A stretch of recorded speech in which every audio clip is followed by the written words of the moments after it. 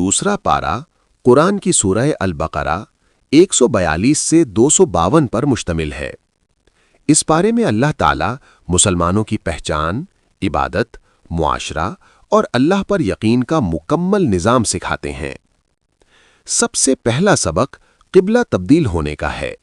پہلے مسلمان بیت المقدس کی طرف نماز پڑھتے تھے، پھر اللہ نے کعبہ کی طرف رخ کرنے کا حکم دیا۔ اس سے سمجھایا گیا کہ مومن اپنی رائے نہیں چلاتا بلکہ اللہ کا حکم مانتا ہے، چاہے حکمت سمجھ آئے یا نہ آئے۔ دین کی بنیاد اطاعت ہے۔ پھر اللہ تعالیٰ مشکلات کا حل بتاتے ہیں۔ صبر اور نماز سے مدد لو۔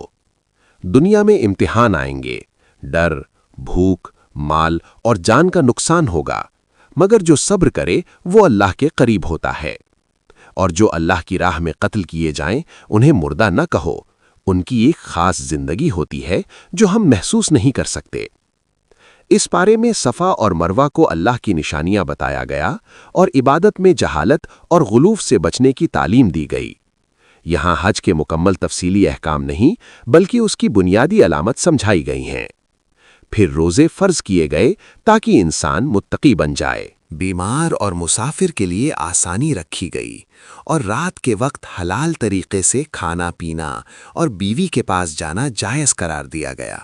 ساتھ ہی اللہ نے وعدہ کیا کہ بندہ جب پکارے گا تو میں قریب ہوں۔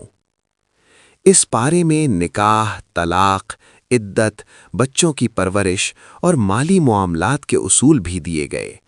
حلال تجارت جائز اور سود سخت حرام قرار دیا گیا۔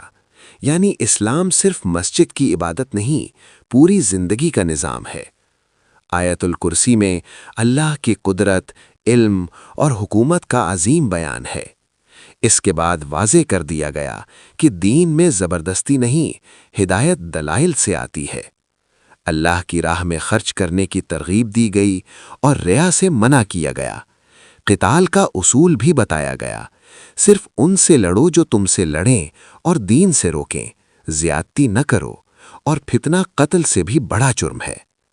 آخر میں طالوت اور جالوت کا واقعہ سکھاتا ہے کہ چھوٹی جماعت بھی جیت سکتی ہے اگر اس کے پاس ایمان، صبر اور اللہ پر یقین ہو۔ اس پارے کا پیغام یہ ہے، اطاعت، صبر، تقوی اور توکل سے ہی کامیابی ملتی ہے۔ مومن وہ ہے جو اللہ کے احکام کو زندگی کے ہر حصہ میں قبول کرے۔